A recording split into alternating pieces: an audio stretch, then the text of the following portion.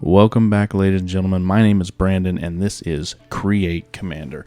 Today, we are going to create a commander deck for Sethron Hurloon General. This is a wonderful minotaur warrior who came out actually here very recently in Jumpstart. That was back in July, I believe it was. This is a minotaur tribal build. Restrictions on this one were about $150 budget. Just trying to make sure that we get some pretty good synergies going, play a lot of minotaurs, and get some tokens, swing in for some menacing, hasty damage. But before we jump into the deck, let's look at Sethron and see what it does. It's 3 red for a legendary creature, obviously. Minotaur warrior. Whenever Sethron or another non-token minotaur enters the battlefield under your control, you create a 2/3 red minotaur creature token, and then for 2 Rakdos minotaurs you control get +1/+0, menace, and haste until end of turn. So the first thing that we're going to be doing is taking a look at the card draw spells in this deck. They're kind of scattered a little bit all over the place right now, just because some of them, it's kind of hard to categorize, because I really wanted to try and make sure that I keyed in on cards that gained us extra value in multiple different ways. So for example, in card draw here, Commander Sphere or Mind Stone isn't in this. It's going to be in the ramp section later, but we'll get to that. So let's just kind of dive into the card draw and see how we're going to be refilling our hands or just getting that 1 extra card per turn. First up is Cathartic Reunion. It's 1 and a red. It's a sorcery from, I believe that was Kaladesh. As an additional cost to cast Cathartic Reunion, you discard 2 cards out of your hand, and then you draw 3. And then there's Harvester of Souls for 4 black. You get a creature demon. I know a demon in a Minotaur tribal build doesn't really sound like that great of a thing, but he is a 5/5 creature with Death Touch, and whenever another non-token creature dies, you may draw a card. Now, the very key part of that is whenever another non-token creature dies. Doesn't have to be yours. Hazardous Monument is a legendary artifact from Amonkhet. It's 3, and red creature spells you cast cost 1 generic mana less to cast. So already it's actually reducing the cost of the creatures that we're playing. But it also says when you cast a creature spell, you may discard a card, and if you do, draw a card. So if you're later in the game, turn 7, turn 8, turn 9, you've already got, 3 lands in your hand, you can pitch 1 and, draw that extra card that turn. Herald's Horn is another 3 CMC artifact. This one was just reprinted in Jumpstart as well. As it enters the battlefield, you choose a creature type. Obviously, we're going to choose Minotaurs. Creature spells you cast of the chosen type cost 1 generic less to cast, so very similar to what Hazardous Monument just said. At the beginning of your upkeep, look at the top card of your library. If it's a creature card of the chosen type, you may reveal it and put it into your hand. So this basically just says, hey, I'm in a creature-heavy deck here. I'm playing a lot of Minotaurs. You take a look at the first card. It's a Minotaur. Hey, everybody, this is a Minotaur. You put that one into your hand. Then you move to your draw step. Draw that extra card. Night's Whisper is 1 in black. It's a sorcery, and you draw 2 cards and you lose 2 life. It's a pretty classic black spell. This one was just reprinted in Mystery Boosters, if I remember correctly. Phyrexian Arena is a classic black card draw spell. 1 black. It's an enchantment. If you get this card in your opening hand or early in the game, it really can do some work for you. Obviously, if you're bringing it in later in the game, it's probably not the home run that you were looking for, but it is still great value. At the beginning of your upkeep, you draw a card and lose a life. So you're basically paying 1 life every turn to draw an extra card. Sign in Blood is black, sorcery speed. Target player draws 2 cards and loses 2 life. It's the text itself is actually exactly the same as Night's Whisper, but the reason that Sign in Blood is a 19-cent card, whereas Night's Whisper is over $1, is simply because Night's Whisper is 1 in black, to where you can pay a generic mana for it. You know, you can obviously tap Soul Ring, tap Mind Stone, tap whatever to pay for that extra cost instead of having to have black. Thrill of Possibility is a card that's been reprinted a couple times over the past few sets just because it's a pretty good card. It's an instant speed. As an additional cost to cast this spell, you discard a card, but then you draw 2. So while you're not really, you know, netting +1 because you're playing this out of your hand and you have to discard a card in order to make sure that you pay all the costs for this, essentially you're dumping 2 cards out of your hand to get 2 fresh ones in. Probably one of the best card draw spells in this entire deck is Vanquishers Banner. It's a 5 mana artifact. I think this one was from Ixalan. As it enters the battlefield, again, we're going to choose a creature type. We're going to choose Minotaurs. They get +1/+1. And whenever you cast a creature spell of the chosen type, you draw a card. Okay, so we just went through the card draw spells that I have listed here as the card draw section, but there are a couple of creatures that draw some cards, so let's go check those out now. First up on the list is Dreamshaper Shaman. For 5 and a red, you get an enchantment creature, Minotaur Shaman, and at the beginning of your end step, you may pay 2 and a red, sacrifice a non-land permanent, and if you do, reveal cards from the top of your library until you reveal a non-land permanent card. That's obviously creature, planeswalker, enchantment, artifact, something like that that's going to stick on the battlefield. If you find one of those, put that card onto the battlefield and the rest on the bottom of your library in any order. And this is repeatable after every turn. Icon of Ancestry really has multiple things that it kind of does in this deck. So obviously, let's just read the card first and then we'll kind of talk about it and see what it does. 3 general CMC for artifact. As it comes in, you choose Minotaurs, or creature type. Creatures of that chosen type get +1/+1. So again, another Anthem effect, makes every token a little bit bigger, so on and so forth. But then, for 3 and tap, you can look at the top 3 cards of your library, reveal a creature card of the chosen type from among them, and put it into your hand, and put the rest on the bottom of your library in a random order. So again, it's kind of just letting you, sift through the top of your deck just a little bit faster every turn. So, you pay your 3, you tap it, you sift through the top 3, say you get all 3 lands, you shove them on the bottom. You never know. And you can obviously activate this anytime, this is an activated ability. You can activate this before your draw step each turn just to make sure that you're getting extra value out of this card. Neheb Dreadhorde Champion is 2 red for a legendary creature, zombie Minotaur Warrior, and that is very important because, as you'll see in some of the synergies of this deck, having different names and different types of things, instead of it just being a Minotaur Warrior, it's a zombie, also Minotaur Warrior. So, it can help you in that way.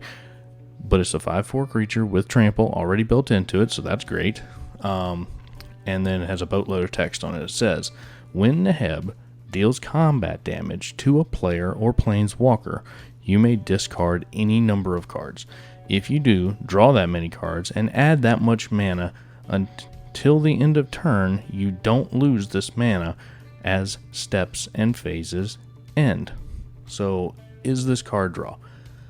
Again, is it netting you positive cards? Is it giving you extra cards than what you had? No. But what it is doing is it's letting you sift through, get rid of the stuff in your hand that you don't need, hopefully draw into some of the stuff that you do need. Okay, so that wraps up the card draw aspect of this deck. Next, we're going to talk about the ramp. First up in the ramp section is Arcane Signet. It is 2 generic mana. Tap to 1 mana of any color in your commander's color identity. So just a fantastic mana rock. It's becoming a staple very, very quickly. Commander Sphere for 3 generic mana. It's an artifact. Tap to add 1 mana of any color in your commander's color identity. Very similar to Arcane Signet. However, it has a free sacrifice the commander sphere to draw a card. So just getting a little bit extra value out of it, and that's where the extra 1 general CMC comes through.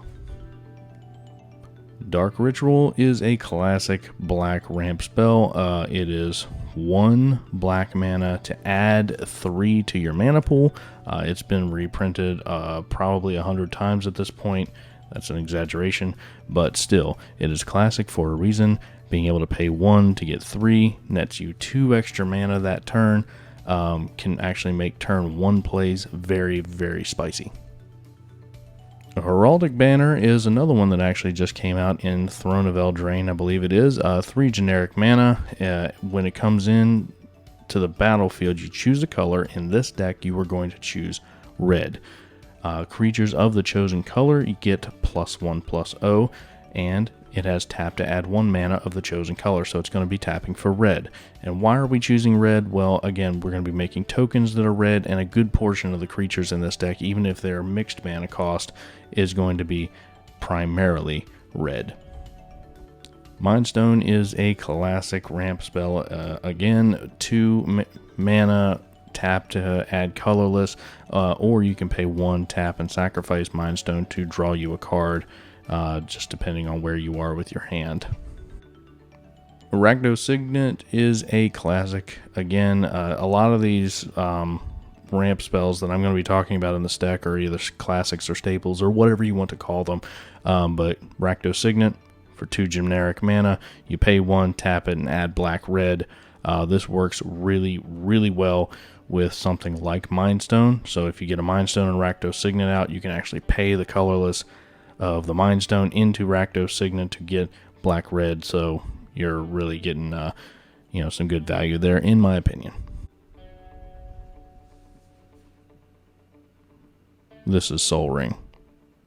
You know what it does.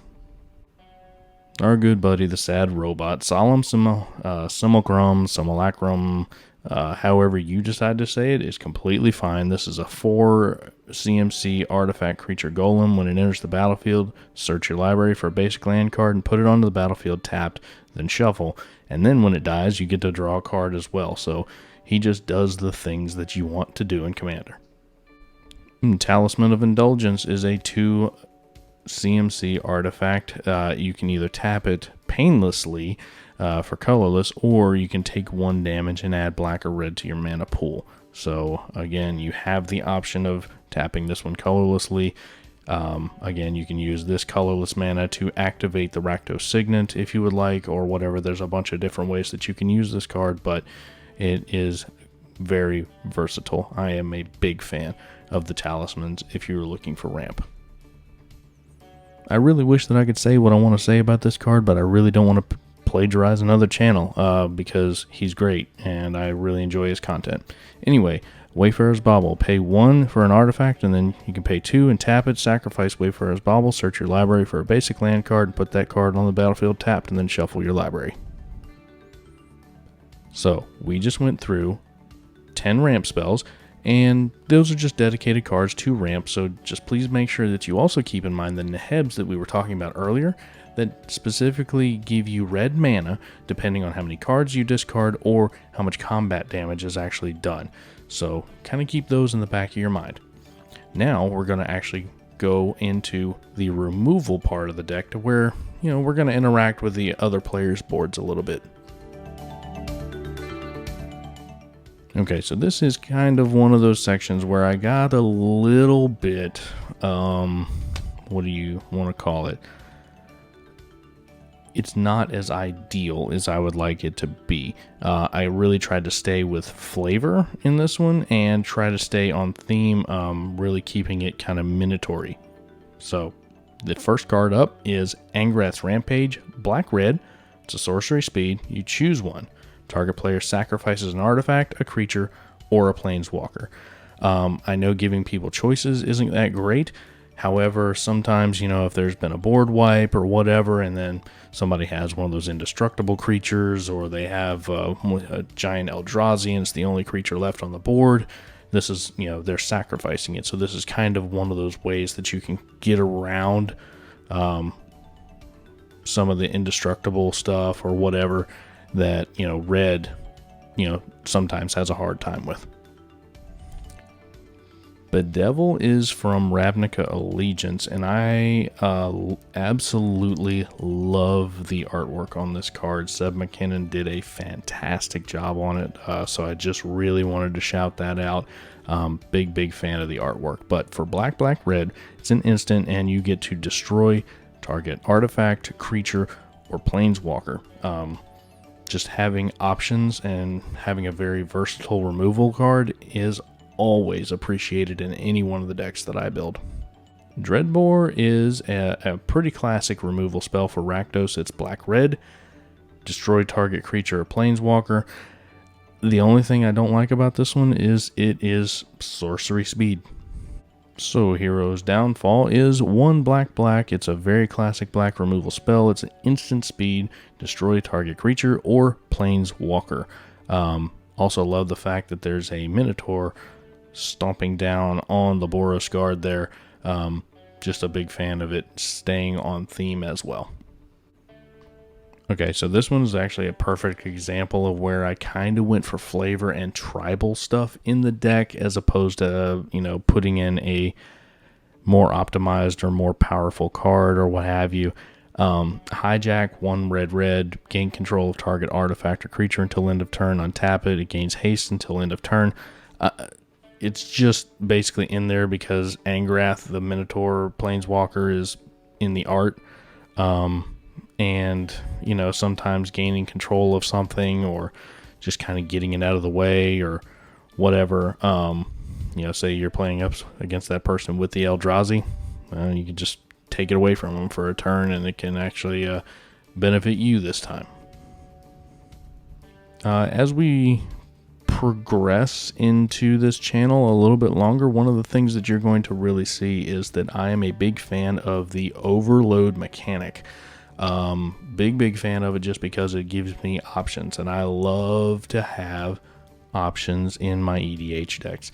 So Mizium Mortars is 1 and a red, and it deals 4 damage to target creature you don't control, or you can pay 3 red, overload it, and replace target with the word each. So it does 4 damage to each target creature you don't control.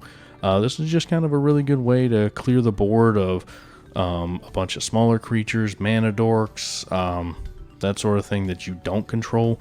And sometimes if you play your cards right, yes, that was a pun. Anyway, if you play your cards right, you can overload this.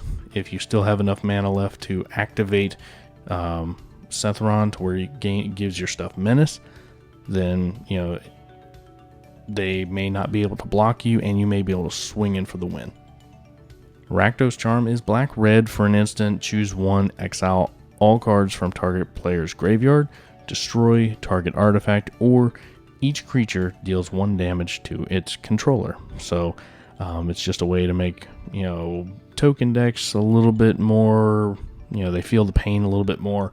You're playing that Krenko player that's got like 30 some odd goblins out. Hey, black and red, they just did 30 damage to you. You might be dead now. It's just a good way to, kind of sneak that in there. Also, again, I mentioned having options, being able to exile a target player's graveyard. You're playing a Marin player or a Gitrog player or something like that. Just being able to get rid of that kind of stuff. Drevi player. Just graveyard removal is pretty important sometimes in Commander. Soulsia. I just like the name of the card. I have no idea why I said it that way, but I just really do like the name of the card. Seer is 2 and a red for an instant from M21, so it's a new card.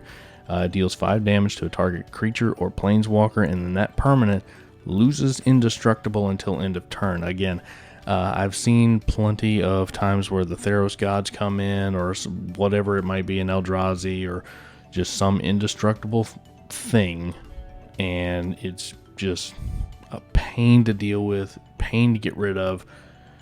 Making it lose that indestructible while doing 5 damage to it is actually quite a good value in my opinion, especially at instant speed. Terminate, black and red, destroy target creature, it can't be regenerated. This is at instant speed, so whereas Dreadbore is target creature or planeswalker at sorcery speed, Terminate is basically the same card, except it doesn't hit planeswalkers, and it's an instant speed. Vandalblast is a classic red removal spell. Destroy target artifact you don't control, and there it is again, one of my favorite mechanics, Overload.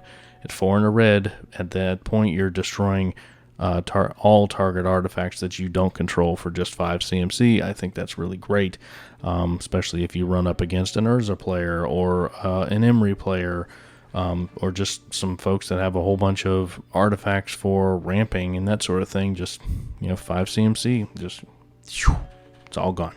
Folks, we have now gone through the card draw spells, we've gone through the ramping, and we've gone through the removal. The next thing that we're going to kind of go over real fast here is just some of the cards that are really going to help us win.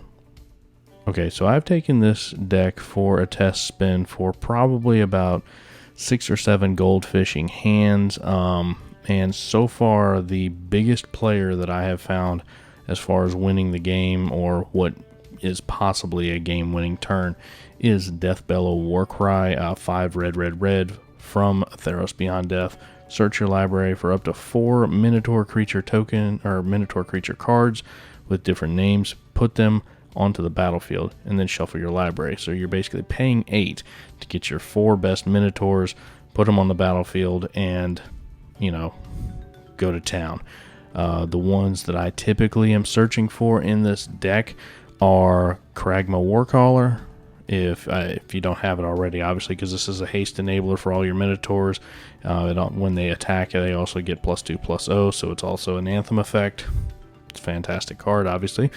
You're looking for both of your Nehebs, and then finally the last one that I typically try to bring out as well at the same time is Fanatic of Mogus. Ideally with Sethron already on the battlefield is when you're going to be playing this, because you're going to be seeing a lot of devotion damage going to each opponent, and obviously with all these Minotaurs entering the battlefield, you're also getting more Minotaur tokens. Well folks, we've made it, we're here, we're closing out the video here very shortly, but first, before we do so, let's kind of go through the land base and see how we're doing.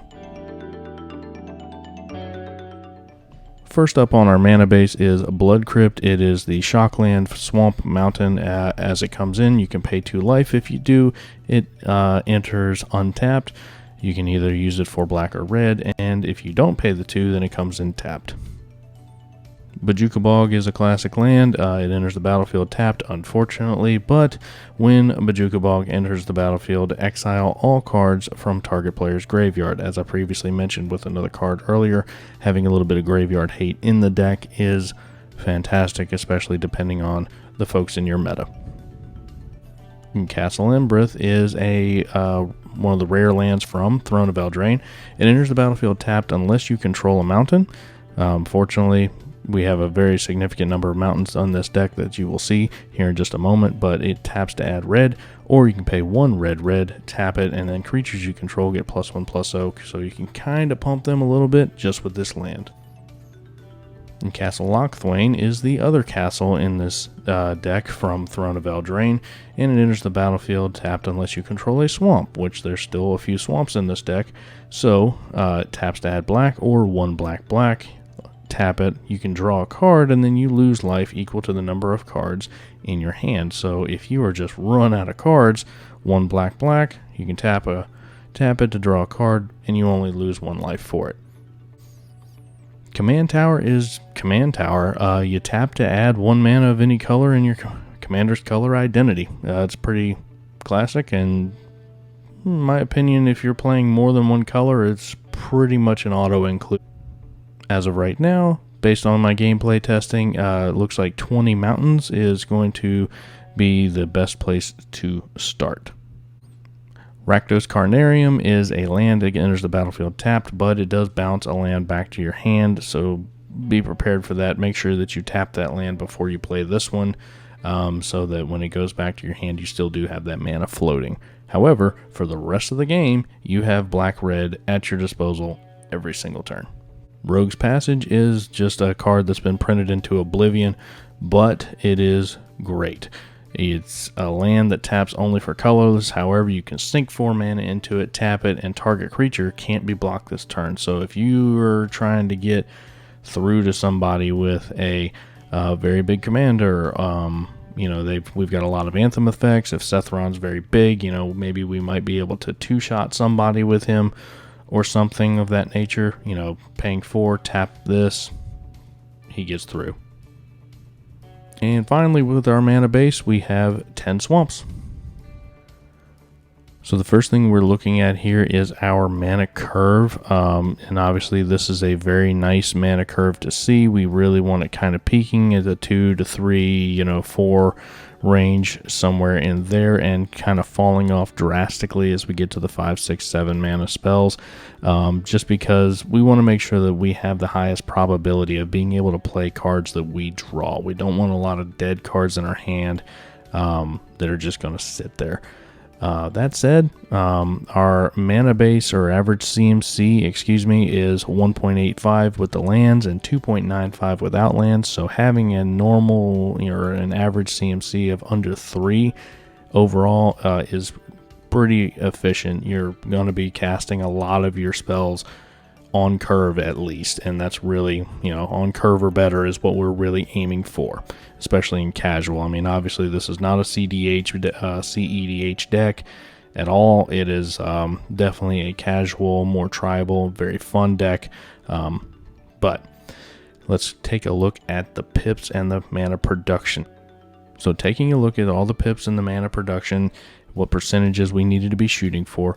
Black mana production, what's actually coming out of the deck, is actually 38% of the mana being produced as far as colored mana. We only need it to be 35, but just because there is such a gap between the amount of mana necessary in there, I don't mind that there's just a hair less red being produced than what it calls for, versus, you know, black getting just a little bit more of a production. Hey, you made it to the end of the video. Thank you so much for watching. Again, my name is Brandon. This has been Create Commander. I hope you enjoyed the deck tech for Sethron the Hurloon General's Minotaur Menace Tribal deck. If you see anything that I may have missed, or a card that you're just like, how did you not include that, please leave me a comment in the comment section below. I'd love to hear about it. Also, if you want to catch up with me on Twitter at Create Commander, I'm on there quite regularly. I usually try to check it at least once to twice a day. So again, thank you for watching. Please make sure to like, share, and subscribe. And as always, I'll see you on the next one.